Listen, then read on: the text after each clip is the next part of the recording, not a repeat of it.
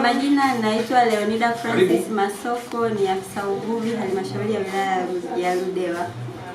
Kipekee kabisa tunapenda kutoa shukrani zetu kwa mkurugenzi wa halmashauri ya wilaya ya Ludewa pamoja na ofisi ya mkuu wa wilaya wa Ludewa. Mbele yenu hapa nina samaki ambao ni zao la vijana ambao walijiunga katika kundi wakaamua kunufaika na mkopo unaotolewa na halmashauri ya wilaya ya Ludewa 10% mapato ya halmashauri. Mradi huu ningependa niwaelezee kidogo faida ya mradi huu. Kama unavyoona hapa nimeshika samaki mwenye gramu 500. Napenda nielezee kidogo kuhusu mradi huu wa ufugaji wa samaki kwa njia ya vizimba. Baada ya vijana hao kujumuika na kuunda, walifika ofisini wakapata mkopo wa 10% wa halmashauri na wakaamua kufuga samaki. Na mpaka hapa sasa leo mazao yake tunayaona.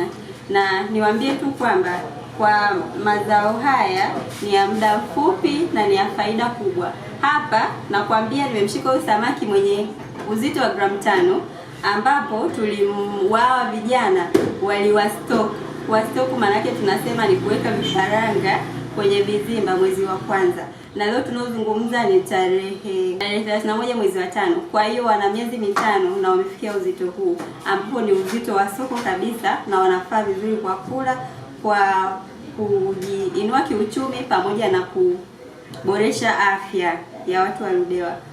Mwezi wa kwanza wa vijana hawa waliweka takribani vifaranga 10,000 kwenye kizimba, na kwa leo tumechukua tu kidogo, tumechukua almost samaki wanaofikia kilogramu 200.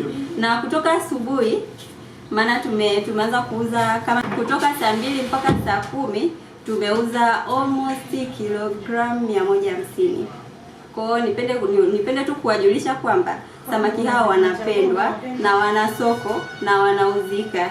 Kwa hiyo vijana wote msikate tamaa, iwe ni kuwa inspire nyinyi kuchukua hii mikopo na kuingia kwenye ufugaji wa samaki kwa njia ya vizimba. Niwaase vijana kwamba hii mikopo bado ipo na inaendelea kutolewa. Niwaase vijana wote wa wilaya ya Ludewa, faida yake ni hii hapa, utapata hela, utapata samaki, utapata afya.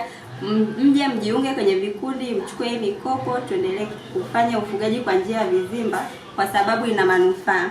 Na bado serikali, nikimaanisha ofisi ya mkuu wa wilaya ya Ludewa pamoja na mkurugenzi wa halmashauri ya wilaya ya Ludewa, watakuwa nanyi bega kwa bega kuwasupport katika kutoa mazao haya ya samaki hawa.